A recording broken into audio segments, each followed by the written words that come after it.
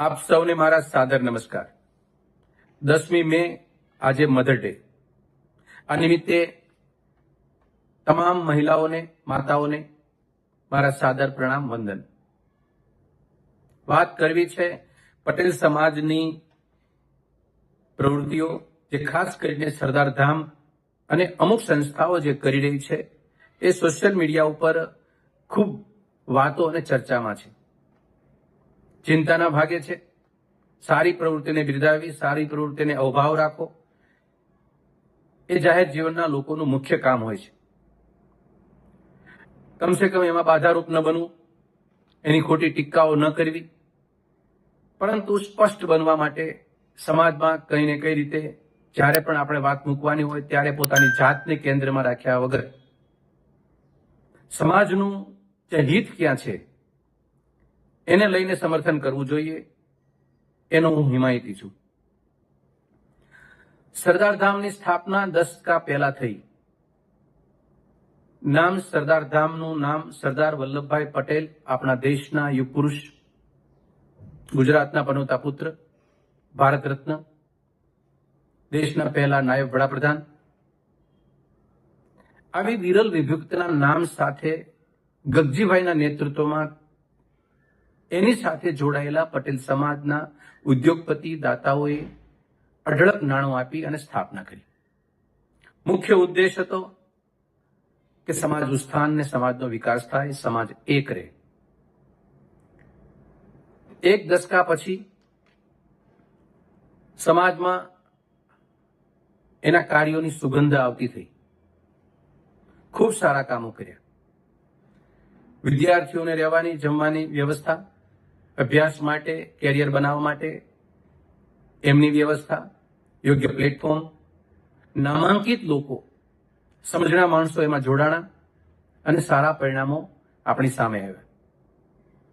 સરદારધામની સ્થાપના સરદાર સાહેબના જન્મ દિવસે કે સરદાર સાહેબના અવસાનના દિવસે નથી થઈ, કોઈ અલગ દિવસે થઈ, પણ એ બહુ મહત્વની બાબત નથી। પણ ગગજીભાઈ સુતરિયાના મુખ્ય સેવક તરીકેની જવાબદારી સંભાળી ત્યારથી સમાજને આ લાભ મળ્યો છે, એ બાબતમાં કોઈ સંદેહ નથી। સામાન્ય રીતે જાહેર જીવનના લોકો એ સેવાકીય પ્રવૃત્તિ સમાજ કરતી હોય છે ત્યારે બિરદાવવા સિવાય કોઈ અમારો કોઈ રોલ રહેતો નથી। અને જો એવી કોઈ આટખીલી કરે તો જાહેર જીવનને એ શોભા પણ એ આગેવાનમાં દેતી નથી। અમે સત્તાના વિરોધી નથી, સત્તા અમારી દુશ્મન નથી। જે કઈ વર્તમાન સત્તા છે એમાં જાહેર જીવનના લોકો, ખાસ કરીને વિપક્ષમાં બેઠેલા લોકો, એનો પણ એક ધર્મ હોય છે કે ખોટી હરકતો, ખોટા નિર્ણયો અને ખોટી જે બાબતો છે એનો વિરોધ કરવો, એને નશ્યત કરવી, કારણ કે સમાજમાં એ બાધારૂપ ન બને।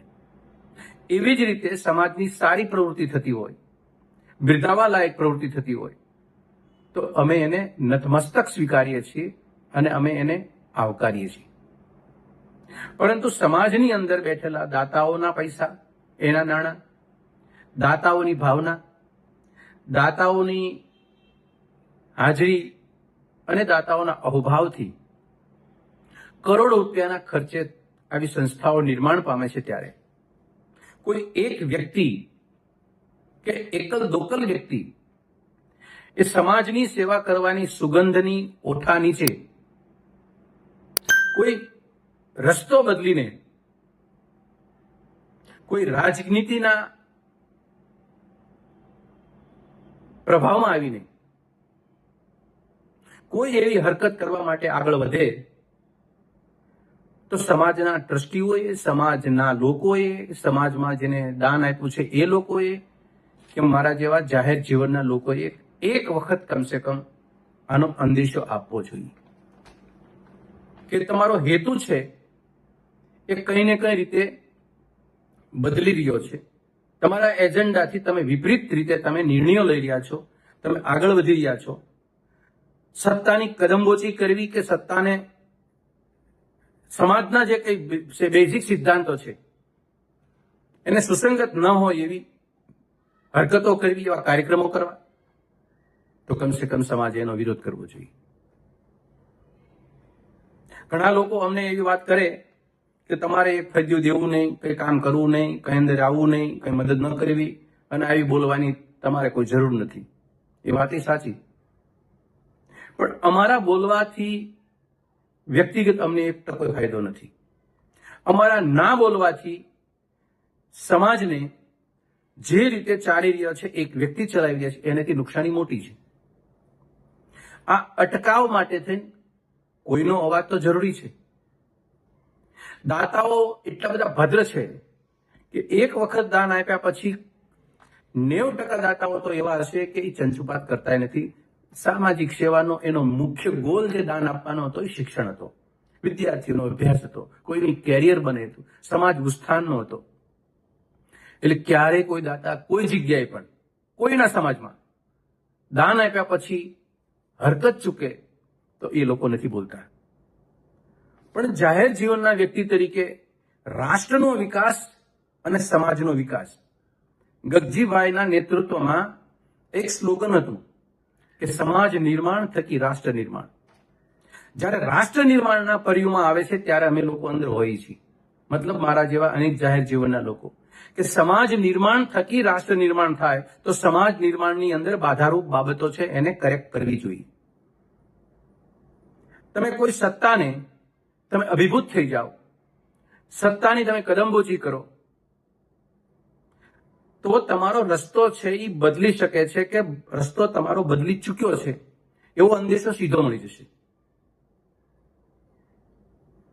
સરદાર સાહેબનું નામ રાખ્યા પછી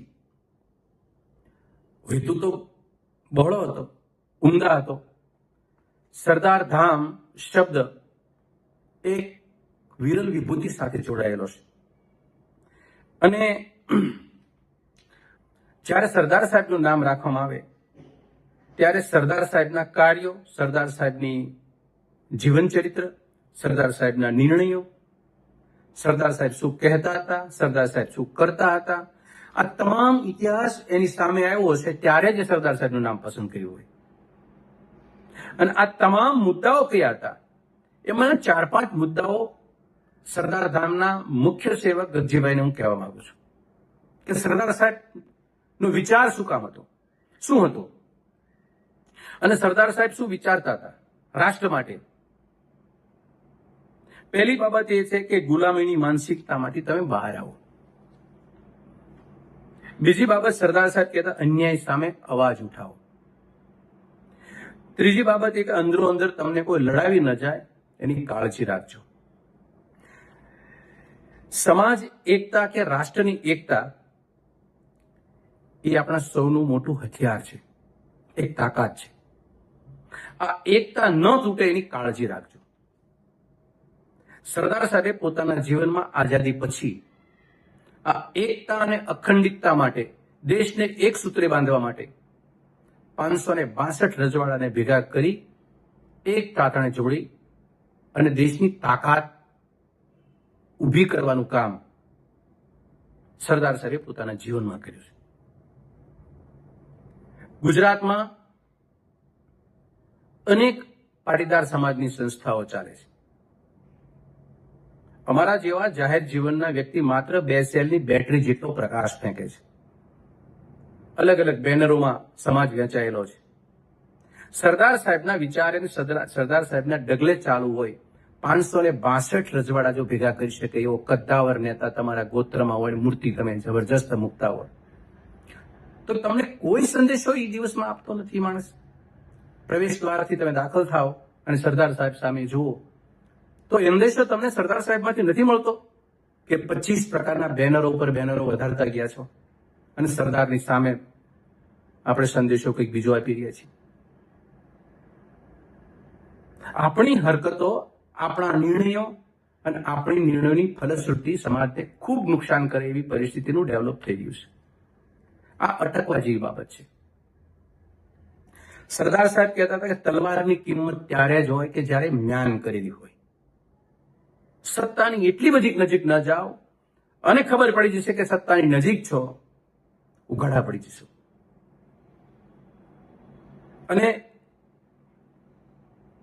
એ તલવાર બહાર નીકળી જાય છે ત્યારે વિનાશકારી સિવાય બીજું કશું હોતું નથી. આપણે ઉઘાડા ન પડવું. કોઈ પણ સત્તા આવે અને જાય, એ સત્તાને સત્તા સુધી રહેવા દો, સમાજ સમાજનું કામ કરતો રહે.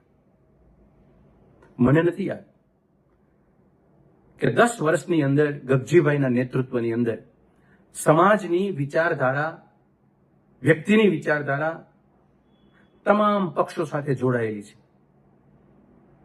એક પક્ષને એટલું પ્રાધાન્ય આપી અને તમે ઓડિયન્સને શું સંદેશો આપો છો? તમે એવું સાબિત કરી દીધું છે કે અમે એક વિચારધારાને સમર્પિત છીએ.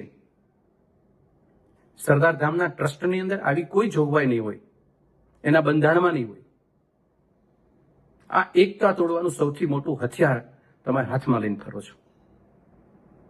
સમાજ સંગઠિત ભાવના અને સમાજને સંગઠિત કરવાનો હેતુ માત્ર તમે 5-25 વિદ્યાર્થીઓને, 5 લાખ વિદ્યાર્થીઓને કેરિયર બનાવી એ સિદ્ધ નથી થતું. તમે 2 દિવસથી હું જોઉં છું સોશિયલ મીડિયા ઉપર ગગજીભાઈ સુતરિયાને કેટલીક ગાળો પડે છે. કેવા તમે તો બહુ સારા કામ કર્યા છે. હું આ ગાળ નથી લઈ શકતો, તમે લખી શકતો કે નથી તમને દઈ શકતો, કારણ કે તમારી કામગીરી પાયામાં ખૂબ ઊંચી છે. ખૂબ સારી ભાવના સાથે તમે શરૂઆત કરી છે કામની. હું બિરદાવું છું, સલામ કરું છું, મારા જેવા લાખો લોકો સલામ કરતા હશે. પણ આ વર્ગ ગાળું કામ દે છે તમને. એના માટે શું તમે વિચારો છો? આવો ભદ્ર માણસ, એટલો નિરાળો માણસ, એટલું મહેનત 24 કલાક સમાજ માટે ખરપે, એ માણસને સમાજ ગાળ કેમ દે? વલ્ગર ભાષાઓ વાપરે છે તમારા માટે. એ પણ પીડા અમારી છે. કોઈ નેતા સમાજમાંથી ઉત્થાન માટે, સમાજના ઉત્થાન માટે આગળ આવે એ માણસને આવી રીતે કચરો કરી નાખે કોઈ? કોની ભૂલ છે આમાં?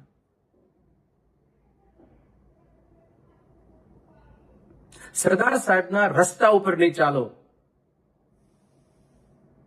તો ગાળ નહીં પણ તમને કોઈ ખસેડી પણ નાખશે. તમારી તાકાત સમાજ છે, તમે નથી. તમને જો સમાજનો માણસ જો ગાળ દેતો થયો તો એ તમારી સમાજની સંગઠિત ભાવના નથી. તમારે એવા નિર્ણયો નથી લીધા કે સમાજ તમારી સાથે જોડાયેલો રહે. તમારી પાસે માત્ર પદ છે અત્યારે ગગજીભાઈ, પદ. એક સમયે તમે પદથી નીચે ઉતરશો તો આ સમાજ તમારી સામે કોઈ છીકડી નહીં સૂંઘે. મારી ગંભીરતાપૂર્વક વાત સાંભળવાનો પ્રયત્ન કરજો અને સ્વીકારવાનો પ્રયત્ન કરજો. આવી ભૂલ ના કરો. સમાજ ક્યારે ક્યારે તૂટ્યો છે, ત્યારે વિચારોથી વિચલિત થયો છે. એ સત્તામાં બેઠેલા લોકો, પાવરમાં બેઠેલા લોકો ભૂલ કરે ત્યારે સમાજ ખંડિત થાય છે. સરદારે તો 562 રજવાડાને એક મણકાને એક તાર નીચે પરિવાર થાય એકતાને સ્થાપિત કરી હતી. એટલે હું તમે એની છબી લગાડીએ છીએ અને મોટી મોટી પ્રતિમાઓ મૂકીએ છીએ. ગગજીભાઈ હજી એક વાત બહુ ભૂલી ગયા છે કે સરદાર સાહેબનું પ્રથમ કેરેક્ટર શું હતું? એ દમ, દોડ, જૂઠ, પાખંડ અને મૂર્તિમાં માનતા નહોતા. શાંત ચિત્તે વિચારજો. તમે તમારા સત્તામાં પ્રમુખ સેવક તરીકે બેઠા પછી કેટલી જૂઠી વાતો તમે સ્વીકારી, કેટલી દંભી વાતો તમે સ્વીકારી, કેટલી પાખંડ વાતો તમે સ્વીકારી, કેટલા સત્તાને સમર્પિત થઈ ગયા અને સમાજ ભૂલી ગયા કેટલી વાતો સ્વીકારી, અને વાસ્તવવાદી વાતોને કેટલી અવગણી. ગંભીરતાપૂર્વક વિચારજો. તમને આનો અરીસો મળી જશે. તમને કોઈ માર્ગદર્શક કરી શકાય કે અમે તમને માર્ગદર્શન આપીએ એવી અમારી કોઈ હેસિયત નથી. એટલા માટે નથી કે આ કામ સમાજનું જે ભગીરથ કાર્ય કર્યું છે તમે કરી શકો છો, અમે નથી કરી શક્યા. એટલે એક બાજુ તમને વિનંતી અને એક બાજુ તમને નમન કરીએ છીએ કે તમે જે વિનંતી કે તમે આમાંથી કંઈક બોધપાઠ લ્યો. અને સરદારની સ્ટેચ્યુ છે, સરદારની પ્રતિમા, પ્રવેશ દ્વારે જ્યાં જ્યાં સરદાર ધામની સ્થાપના થાય છે ત્યાં સરદાર, કદ્દાવર સરદાર તમે બેઠા હોય છે, ઉભા હોય છે. અને તમને સરદાર માત્ર મૂર્તિના રૂપમાં જોવા મળે. મૂર્તિમંત વિચારો કરવા માટે તમને કઈ નહીં વિચાર આવે કે આના વિચારોને હું મૂર્તિમંત કરું. બહુ સરસ મજાનું આ બોલો છો, બહુ સરસ મજાની આ વાત મૂકો છો, પણ સાહેબ જ્યારે વિચારો ખાલી હોય, આપણે વિચારોમાં દમ ન હોય, આપણા ટ્રેક ખોટા હોય, આપણે ભ્રમિત થયા હોય, એટલે આપણો પડઘો નહીં પડે અને આપણે ગાળ દેશે. સમાજને તમારા જેવા સેવાભાવી માણસોની જરૂર છે. સમાજને કોઈ કદમબોચી કરનારા નેતૃત્વની જરૂર નથી. નિર્ભય નેતૃત્વ જોઈએ છે.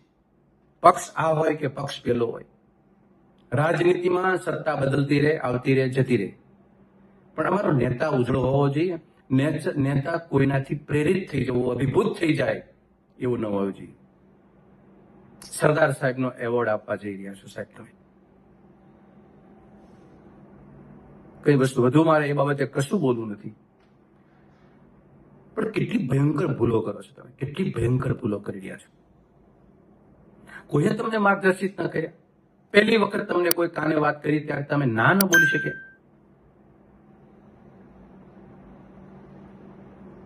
ખમીરવંતો ખેડૂત કેશુભાઈ પટેલ અને મહારાજા કૃષ્ણકુમારસિંહજી આ એવોર્ડ માટે તમને યાદ ના આવ્યા? શું કમી હતી એ બંનેમાં? કરોડો રૂપિયાના ખર્ચે તમે હોર્ડિંગ બનાવ્યા, મૂક્યા છે. દાતાઓના પૈસે સાહેબ, તમે દાતાઓના પૈસે પરસેવાનું કમાણી કરી કરીને દાતા તમને પૈસા આપે છે અને તમે વાપરો છો ત્યાં. અમદાવાદની રિંગ ઉપર મેં ખાલી નજર કરી 2-5 વખત બહાર નીકળ્યો ત્યારે એવા આલિશાન હોર્ડિંગ બનાવ્યા છે તમે. ખર્ચો કેટલો થાય? સરદાર સાહેબની બીજું એક કેરેક્ટર હતું, સાદગી, સંયમ અને શિસ્ત, પ્રમાણિકતા. ખીચોખીચ ભરી હતી આ નેતામાં, ખીચોખીચ. એક શબ્દ ના લઈ શક્યા એમાંથી તમે, એક શબ્દ ના લઈ શક્યા કે સાદગી. વૈભવશાળી ઠાઠ-માઠ તામઝામ ને આવા સ્ટેજ ને મંચ બનાવશો, એ સરદાર સાહેબની મરજીની બાબતો હતી. એ દિશામાં સરદાર વિચારતા હતા. 2 જોડી કપડામાં જીવન ભરી હતા.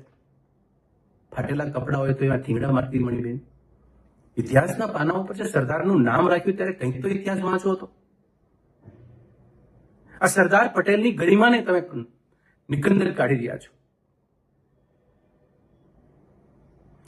કરોડો રૂપિયાના ખર્ચે તમારે જાહેરાત કરવી કેમ પડે? સરદાર ધામ એક આવકારવાદાયક પ્રયોગ છે, એ સફળ પ્રયોગ થયો છે. એમાં દાખલ થનારો તમારા હોર્ડિંગ મૂકો કે ન મૂકો એનાથી નહીં, તમારી સુવિધાને લઈને વિદ્યાર્થીઓ આવી રહ્યા છે, તમારો લાભ લે છે. તમે કોને પ્રેરિત કરવા માંગો છો ને કોને રૂડા રૂપાળા થવા માંગો છો કે અમદાવાદની ફરતા ફરતા કે બરોડાની ફરતા ફરતા તમે આવા મોટા હોર્ડિંગ મૂકો છો? લાખો કરોડો રૂપિયાના ખર્ચાની જાહેરાતો. સમાજ પ્રોફેશનલ બની ગયો છે એટલો બધો? દાતાઓને તેમ પૂછો તો ખરા કે નિરર્થક ખર્ચા પાછળ અમે ખર્ચ કરીએ છીએ, તમારો રાજીપો છે? આટલી હદ સુધી આપણે આવા નિર્ણય લઈએ. અને કણબીનો દીકરો, ખેડૂતનો દીકરો, વેપારીનો દીકરો કેમ કમાય છે અને તમને પૈસા આપે છે, આ કોણ બોલશે? એટલે ગગજીભાઈ, ફરી ફરીને અહીંયા સ્પષ્ટતા કરું, તમારી સેવાને નમન. તમે જે 10 વર્ષનો ભોગ આપ્યો છે એને નમન. પણ સમાજ અને સંગઠિત ભાવનાને ઠેસ પહોંચી રહી છે તમારા હરકતોથી. એનો અમે ખુલ્લા શબ્દોમાં વિરોધ કરીએ છીએ. અને તમારે સમજવું જોઈશે કે નિરર્થક ખર્ચ, સરદાર સાહેબની સાદગી તમારા વહીવટમાં દેખાવી જોઈએ. દાતાના રૂપિયાનો એક રૂપિયાનો હિસાબ તમારે એને આપવો જોઈએ. આવા નિરર્થક ખર્ચા ખોટા નહીં કરવા જોઈએ. વિદ્યાર્થીઓને મેક્સિમમ સગવડતા સારી મળે છે એ અંતે આપી રહ્યા છો, એ બાબતે પ્રણામ તમને કરીએ છીએ. આ તમામ બાબતનો સરવાળો છે. કરોડો રૂપિયાના ખર્ચાને સંતે સંસ્થાઓનું નિર્માણ થાય છે, દાતાઓના પરસેવાના પૈસા વાપરો છો. સરદાર સાહેબના વિચારોનું ખંડન થઈ ગયું છે.